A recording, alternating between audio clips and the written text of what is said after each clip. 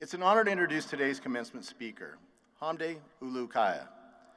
He was raised in a dairy farming family in a small village in eastern Turkey. After moving to the United States, he founded Chobani in 2005 with a mission and vision of making high-quality food more accessible. 5 years after selling the first cup of yogurt, Chobani was a billion-dollar brand, and today is the #1 selling yogurt brand in the U.S. Yeah, sure.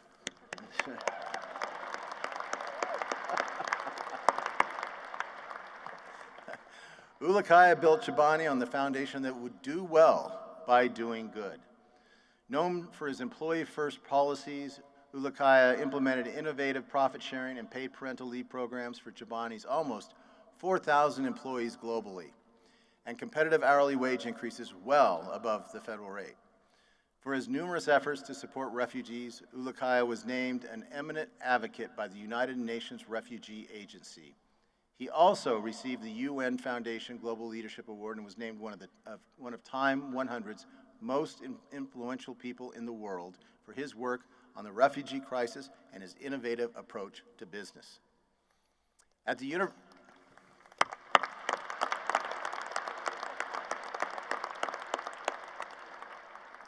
think they like you, Hamdi.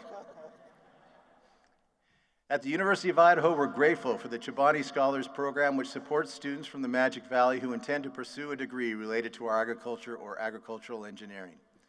The program provides each student $20,000 in support over 4 years, along with peer mentoring and advising. Please join me in welcoming our 2025 Spring Commencement Speaker, Hamdi Ulukaya.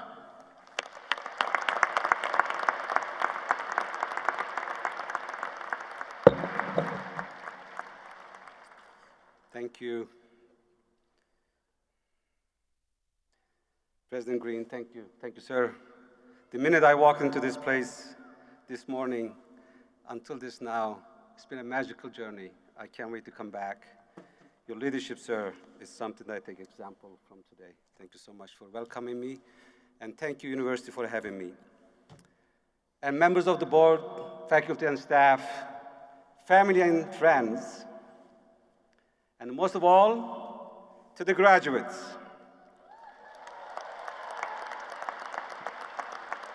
If I am not first to say it, but let me be the loudest to say it with my broken English. Congratulations, class of 2025.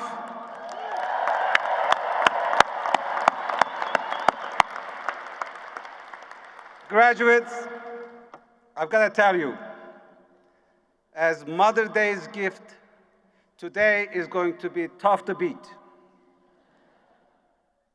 Before we go any further, graduates, if you will, let's stand if you're able and show your moms what they mean to you. Will you please?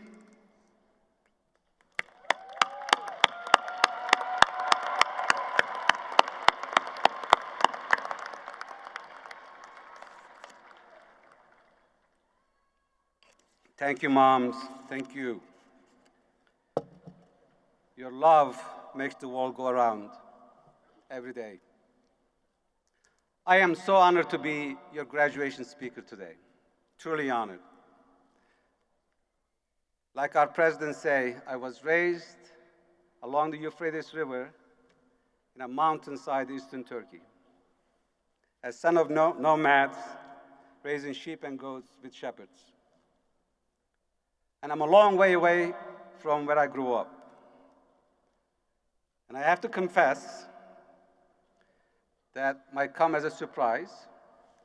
14 years ago, I didn't know what Idaho was, where it was, or who it was. I had no idea. But today, I have a home here. I have a business here. I work with more than 1,000 employees at Chobani, who are my brothers and sisters. I have found the stunning beauty of this place, of the high desert, the water, the mountains, the sun is second to none. But here's what I have learned. The beauty of the people here is even greater. Your kindness, your dignity, your human spirit, I get inspired every day. I know that University of Idaho graduates aren't just best Idaho has to offer, you are some of the best that America has to offer.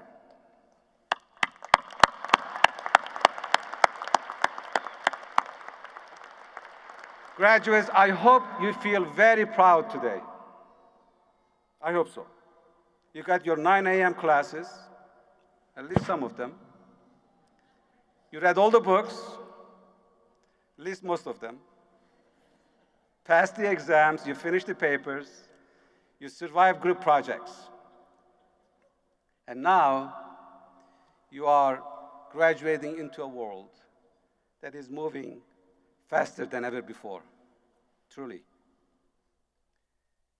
And if you have read the headlines or scrolled the TikToks, you probably heard that some people have special phrase to describe this moment in time. They are saying we are living in an age of anxiety. So much going on. Every day there is something. Between economic uncertainty, historic floods, nonstop global conflicts, on and on. Eggs that cost more than chicken, and another one. It's a pretty weird moment to join the workforce. But among all the noises, one thing that we should pay attention to that is driving this anxiety is artificial intelligence. Now, since Chobani is all natural, all the time, I don't have much practice talking about anything artificial. But we are told by the experts, I'm not one of them, but we are told that AI is coming for our jobs. They say that what you studied here might be extinct in a few years.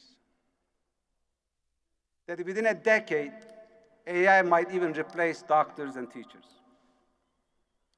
I personally hope that it will never learn how to make yogurt. That's my hope. But here's the thing. This is not the first time people are fearful of the unknown and wondering how the heck they will get through it. In fact, almost every generation, past 2,000 or so years, had some technology come along and they convinced them the world was coming to an end. Let's go through them a little bit. When electricity was invented, people feared it would kill them in their sleep. When the telephone arrived, people said it would destroy face-to-face communication. And when radios came along, people thought it was the end of reading books. And when the personal computers landed, they said the same thing what they're saying today, that they will take all the jobs and replace us. Believe it or not, there were even people, very serious people, like Socrates, more than 2,000 years ago, who worried that paper itself was a dangerous invention. Because when people start to write things down, it would lead barbarism or moral decay. Just imagine what Socrates would have thought about Snapchat today. Every generation meets something new with a little bit of panic. But the best way to greet it is not with fear, it is with curiosity. I love this line from my favorite poet, Rumi. It says, when you start walking the way appears. Meaning it's okay to be fearful. Just don't be afraid. Don't let it paralyze you. Instead, use it as a motivation to take action. And you know, sometimes the best plan is no plan. Just willingness to keep moving forward. I've seen this firsthand in my business, in my journey at Chobani. When I started the company, everyone thought I was crazy. I knew nothing about business. I had never run a plant. I never had a business degree. I never worked anywhere. I had no idea what I was doing.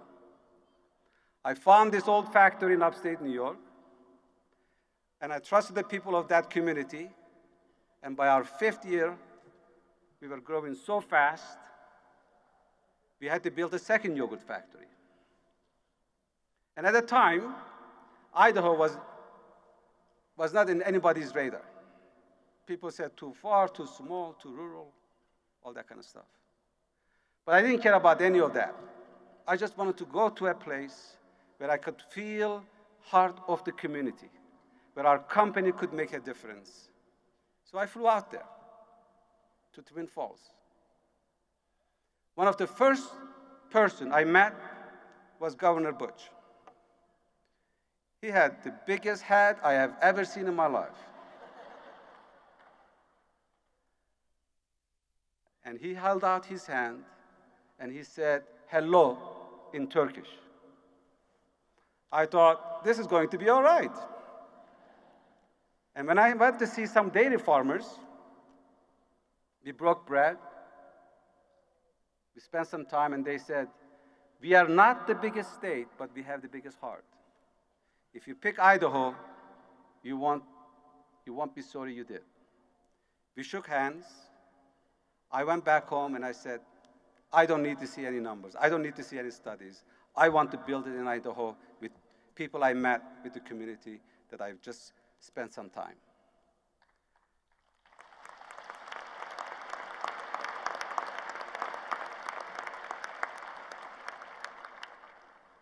Together, we didn't just build any old yogurt plant.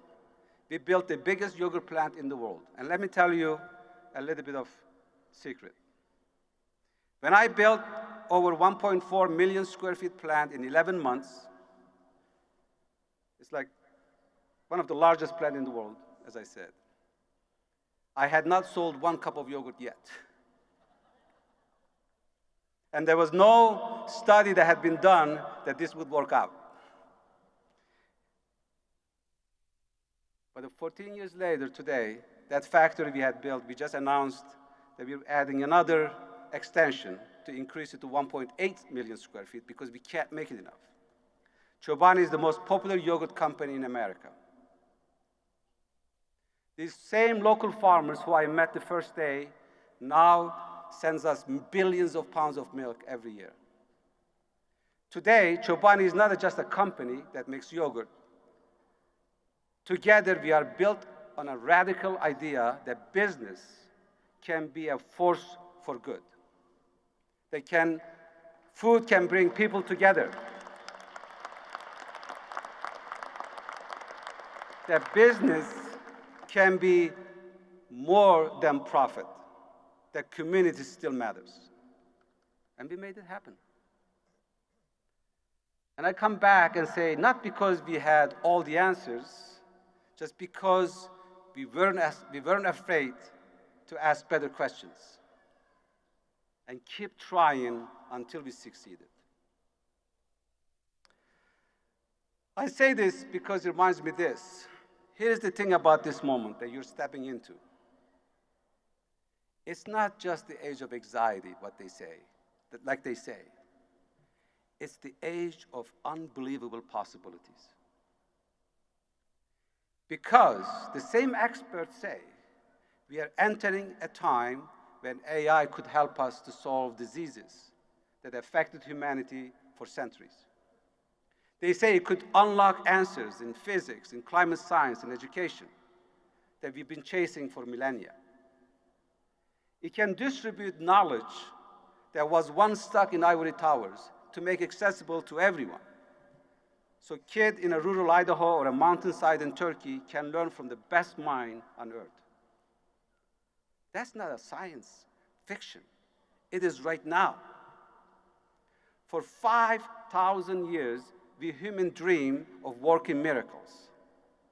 And now, we are in the verge of breakthroughs and can help us to do all of that and plus more.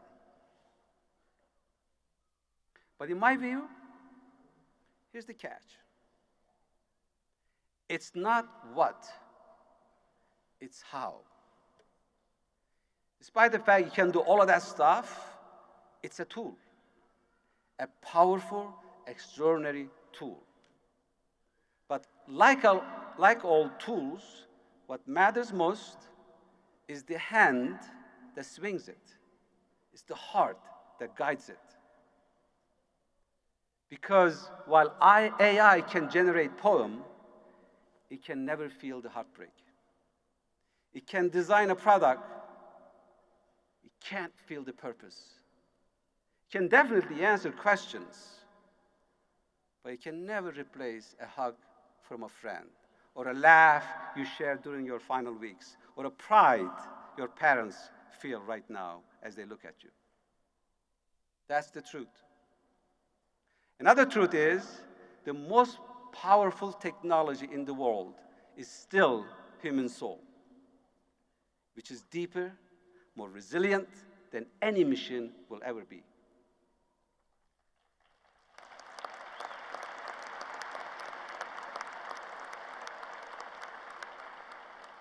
So when I think of AI and all the things happening in the world, from climate change to conflicts to all the other things that we mentioned, there are two things I would say. One, I am glad I'm not you. No, sir. But more importantly, two, I am so glad you are you. Because you are the strongest, most resilient generation in history. You're the most connected, most globally aware, most adaptable generation in history. You've grown up in a world of rapid change. Instead of running from it, you adopted it. You're not afraid to learn something new. You're not afraid to change your mind. So, to the class of 2025, here's my advice. For succeeding in the age of anxiety, just like it was said by Chair of our Senate and our President, and always been said throughout the human history, be adaptable, be curious, be kind. Double down on the things that make you most human. Your curiosity, your imagination, your ethics, your storytelling, your sense of justice, your ability to love, to care, to connect. You don't have to have everything figured out today. As a matter of fact, the worst thing you can do is to have everything figured out today. Until I found that old factory in New York, I had no idea what I wanted to do, but here I am. Who knows when or where you will find your old factory? But when that day comes, when you decide what you want to do with your life, I want you to know that you have everything you need right inside of you. Walking into that challenge, face it, and start walking the way. Use your Idaho education to lift someone else up, to build something better, and to remind the world that humanity, at its best, is still unbeatable. Be a voice. Take that chance. Change the world or change someone's day. Both very matter. And just remember, we are living one of the most incredible moments to be alive. So class of 2025, give your moms a hug, celebrate with your friends and family, and go rock this thing. Congratulations, and God bless you all.